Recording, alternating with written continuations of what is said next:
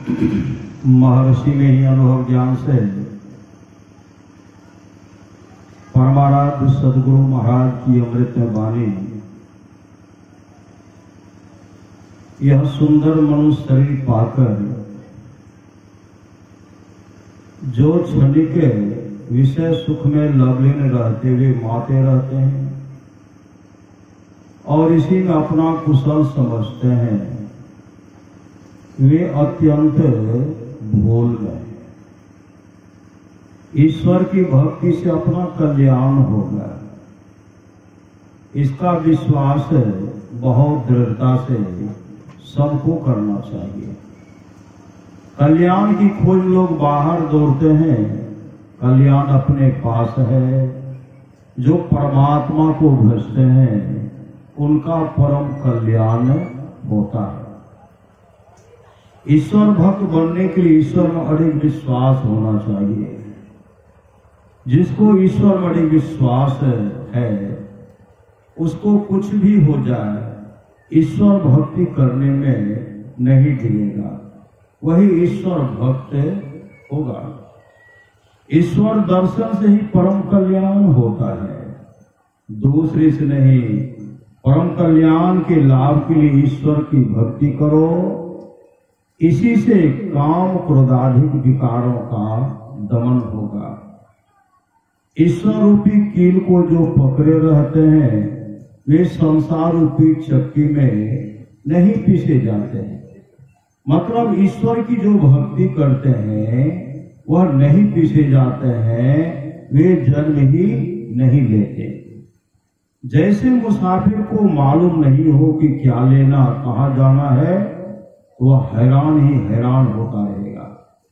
इसी तरह ईश्वर स्वरूप निर्णय के बिना भक्त भटकता रहता है।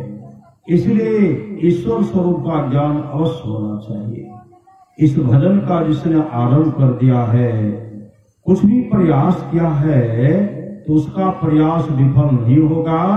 मनुष्य शरीर के अतिरिक्त दूसरे शरीर नहीं जाएगा, क्योंकि ईश्वर भजन का संस्कार दूसरे शरीर में नहीं होगा।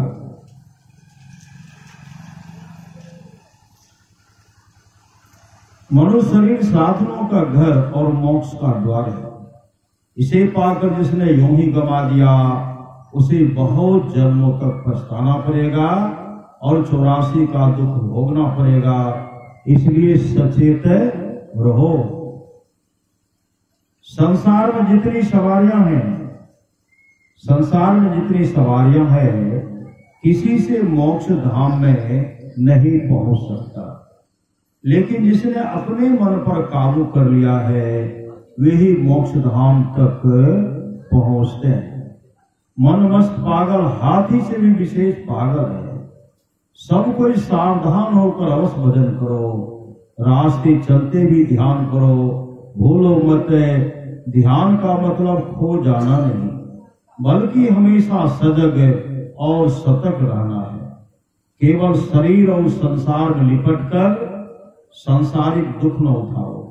इतना भी सुंदर सुडोल शरीर है, मल मूत्र के अतिरिक्त उसमें कुछ और पदार्थ नहीं है। इसलिए ईश्वर का भजन करो, साधन करो, मोक्ष प्राप्त करो।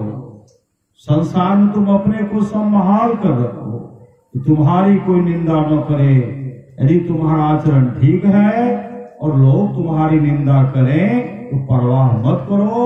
और यदि तुमसे उस तरह का काम हो गया है तब जो तुमको कोई कुछ कहे तो उसको अपना मित्र मानो। संसार में रहने के लिए बहुत अच्छा प्रबंध किए, संसार में रहने के लिए बहुत अच्छा प्रबंध किए। शरीर छोड़ने के बाद तुम्हारी क्या हालत होगी यह भी सोचो और इसका भी प्रबंध करो, और इसका भी प्रबंध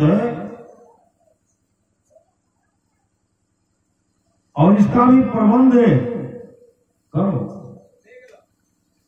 यह भी सोचो और इसका भी प्रबंध करो। अगर इसका भी प्रबंध कर लिया तब तो ठीक है, नहीं तो अपनी बहुत बड़ी हानि करते हो बड़ी हानि से बचो और दूसरों को भी बचाओ। श्री सद्गुरु महाराज की जय। हम लोग जो सत्संग करते हैं, परमाराज सद्गुरु महाराज इसके लिए आशीर्वाद देते हैं, आशीर्वचन है। मैं आपको उपदेश की बात कहने नहीं आ जाऊंगा। उम्र के ख्याल से मैं आशीर्वाद दे सकता हूं, क्योंकि आप लोगों से मेरी उम्र अधिक है। मैं अपने लिए जो भलाई सोचा हूं, वही भलाई आप लोगों के लिए भी चाहता हूं। मैं वर्षों तक सोचा तो दृढ़ हो गया कि संतों के ज्ञान जो मंगल है, वही असली मंगल है। इस मंगल के लिए भजन सत्संग करते रहें और सदाचार का पालन कर अपने को पवित्र बनाए रखें। सदाचार के पालन में आपको बल मिलेगा और संसार प्रतिष्ठा होगी। यह प्रतिष्ठा सबसे अधिक प्रतिष्ठा है। जो भजन साधन करते रहेंगे तो उनको खाना दाना और कपड़ा की कभी कमी नहीं रहेगी। सुख दुख का परवाह नहीं करते हुए भजन साधन करते रहना चाहिए।